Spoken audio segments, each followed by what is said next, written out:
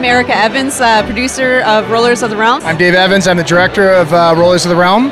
And we're here at IndieCade as a nominee. Rollers of the Realm, quite simply put, is a RPG pinball mashup, and where essentially we take characters that would normally be part of a classic RPG party, and they each are individual pinballs within the game. You start with one and you collect your party as you go, and each pinball has its own skills and abilities and personalities and character. And you move from playfield to playfield as if they're chapters in a story. Right now, planned for the launch of the game, each character has 10 upgrades that they can unlock through the game, either by purchase or finding secret areas. And there's 10 characters that you can bring into the party. 4 of them are hires. So all the points that are so satisfying to get in pinball, which drive your high score, are turned into currency with which you can buy stuff. So this is a boss fight you're seeing right now, and some of the features we have in this game is you collect characters as you go, you collect gold with which you can use to upgrade your characters. You can increase their defensive abilities, their nudge ability, which is basically tilt controls in classic pinball, but it's like dexterity in our game, where you can move the ball around by nudging it side to side. And so anyway, all these elements are upgradable.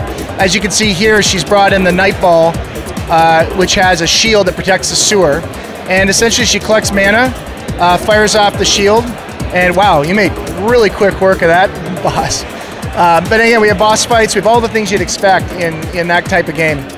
The idea for Rollers of the Realm started when a group of us got together with an indie game dev called Phantom Compass. The majority of us were AAA guys who were looking to get into indie games, and we wanted a portfolio piece. So we said, what can we do in 3 months?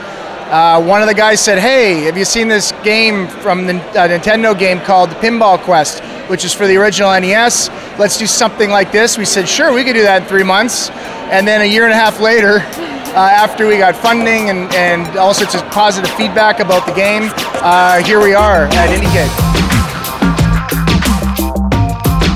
I'm the game director and one of the main designers in the game, and essentially it's a small team, so I'm hooking up stuff, working in Unity, doing all that stuff, at the same time trying to give some overall vision, creative vision for the game.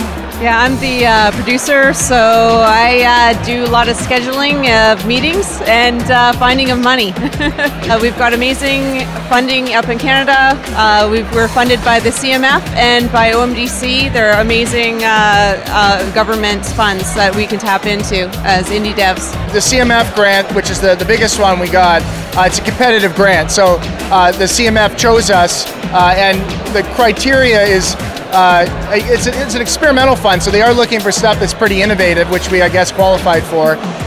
But in terms of once they give you the money, there's a couple of things you have to meet that you've promised, but other than that, you have quite a bit of creative freedom. So they're not looking to dictate the content, they're just looking to support companies and build the industry in Canada.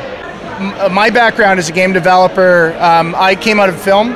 I was a filmmaker in Toronto, and I just really always liked games, and I got the opportunity to work at a AAA game house doing the cinemas.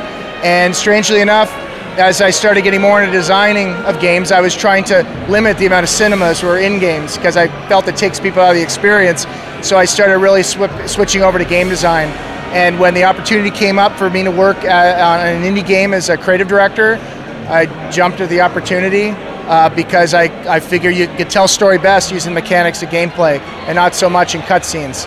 We're on Steam Greenlight right now, so please check us out, vote us up, and we haven't set a launch date, but we're looking at early next year for PC. And hey, if everything goes right here, maybe we'll be in on a console, and it sounds like the console guys are really eager to get their hands on stuff like this, so we'll see. IndieGameReviewer.com